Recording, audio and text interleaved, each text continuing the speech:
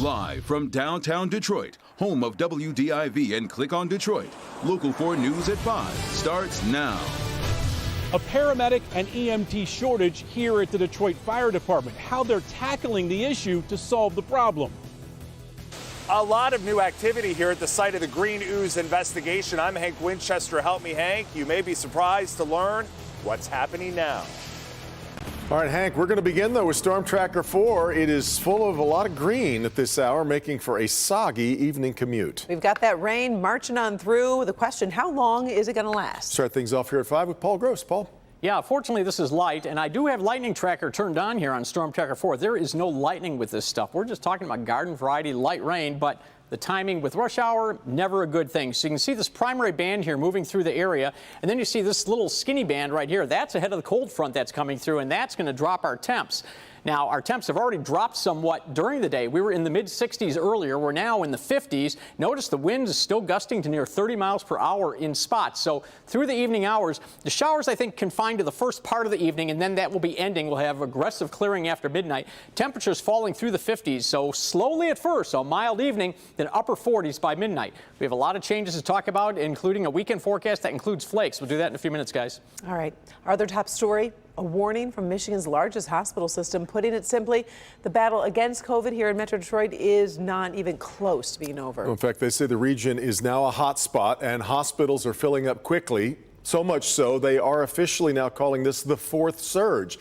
We bring in Larry Spruill at Beaumont in Dearborn. And Larry, you've been talking to leaders there about this new surge. Good evening, Devin and Karen. They say this surge is different because it's moving at a steady increase, not a quick up or down like the previous ones. But let's take a look at the numbers. So doctors say they have about 400 COVID patients throughout their hospitals. Out of those 400, about 65 to 70% are unvaccinated. Those numbers equal an 11.5% increase over the last couple of days. Unfortunately, I'm here because over about the last 4 to 5 days, we've seen a considerable increase in our hospital COVID numbers. Dr. Nick Gilpin says that is a serious matter. He's the medical director of infection prevention and epidemiology at Beaumont.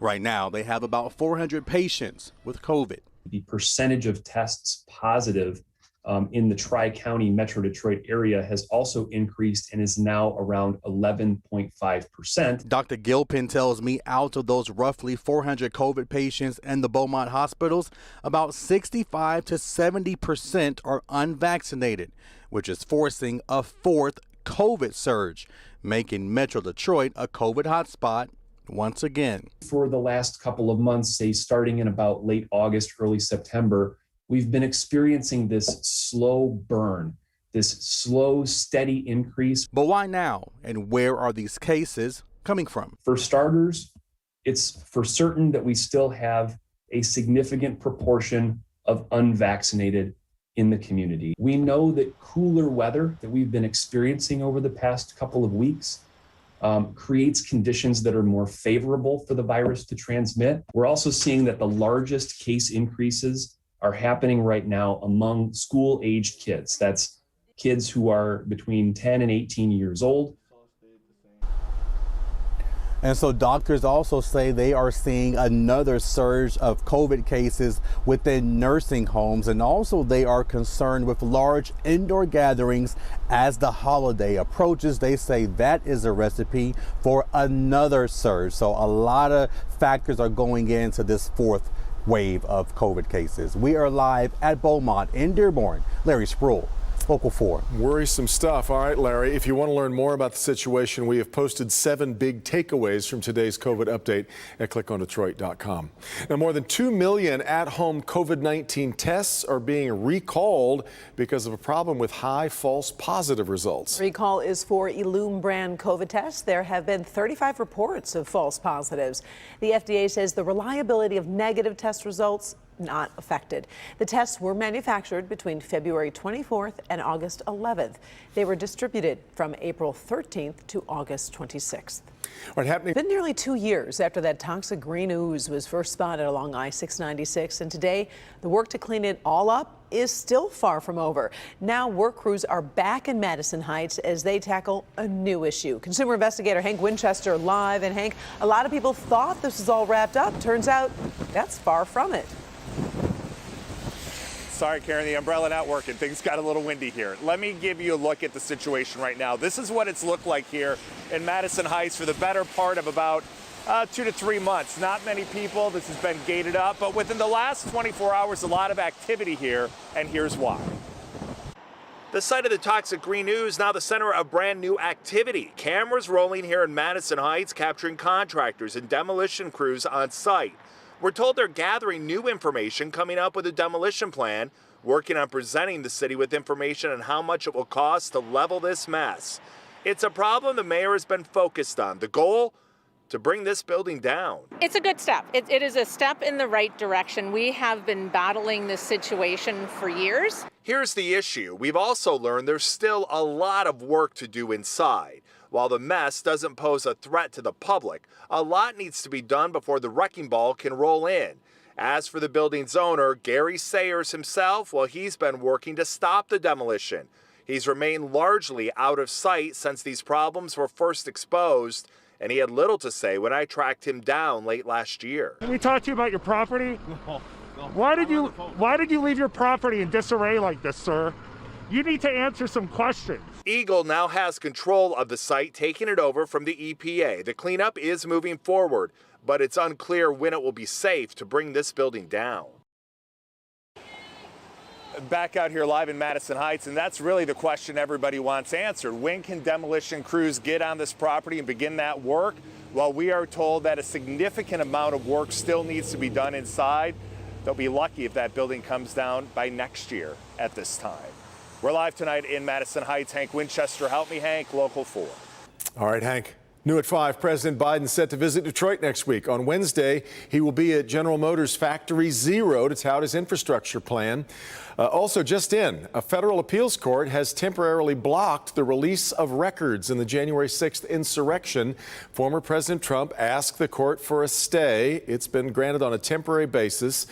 President Trump's been fighting the release of those documents. This gives the court time to consider his arguments for that. The National Archives was going to hand over all the call logs, draft speeches, and other documents to the House committee investigating the attack on the Capitol tomorrow. Next hearing on this coming up November 30th. A day after so much emotion from the witness stand and anger from the judge directed at prosecutors, the defense is now rested in the trial of Kyle Rittenhouse. Fallout from the explosive day in court still hanging over the high-profile case, which will soon go to the jury. Jay Gray is following the trial for us tonight. And a warning, the story does contain some disturbing images. And that's by using the... Today's lead witness for the defense, a use of force expert, isolating video that he says shows Kyle Rittenhouse fired his rifle in self-defense when he shot and killed 2 protesters and wounded a 3rd. Truth, the whole truth, and that's what the truth shall help you God. Yes. Some of the video from the cell phone and body cam of independent journalist and blogger Drew Hernandez, who told the jury from his perspective Rittenhouse was not the aggressor that night. Did you observe him acting in an aggressive manner to anyone that you observed? In no way, shape, or form. The first time I saw Kyle, he actually de-escalated a situation. Help you God.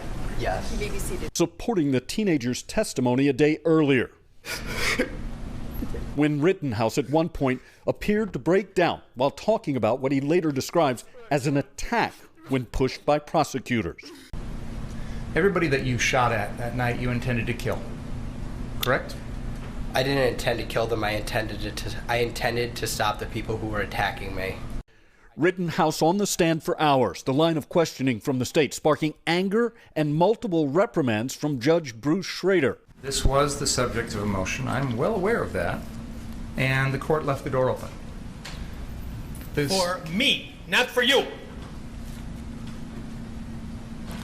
My understanding of You should have come and asked for reconsideration. You did. The defense has asked for a mistrial. That ruling could come tomorrow when the judge says he hopes testimony will end.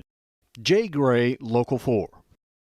All right, Jay, this Veterans Day, students downriver found a special way to honor the men and women who have served our country. The students at Bates Elementary School in Woodhaven Brownstown School District held a drive-through parade.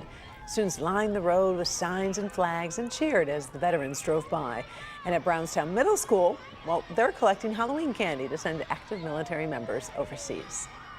Detroit police officers made a visit to a senior complex to honor the veterans there today. Members of the 8th Precinct stopped by Restoration Towers. That's on Losser on the city's west side. Some of the officers in attendance were veterans themselves. And if you are a veteran, many restaurants are offering free dinners. Some have discounts. We have a list of all of them on our homepage. Click on Detroit.com. Well, it turned last night's commute into total chaos. You were in the middle of it, as I recall. It was horrible. Brand new information tonight into that freeway shooting investigation on I-75. Also, a surprising twist for investigators. It was a terrible moment in American history. A fired postal worker shooting, injuring and killing former co-workers and managers in Royal Oak. That moment right there changed my life and my kid's life forever. Tonight, the untold story of a hero of that day, his widow speaking publicly for the first time about his sacrifice. The Detroit Fire Department tackling a staffing problem when it comes to paramedics and EMTs. It's exciting, it's transformative. It's an issue not unique to Detroit. We're also going to show you how this problem is being solved outside of Detroit.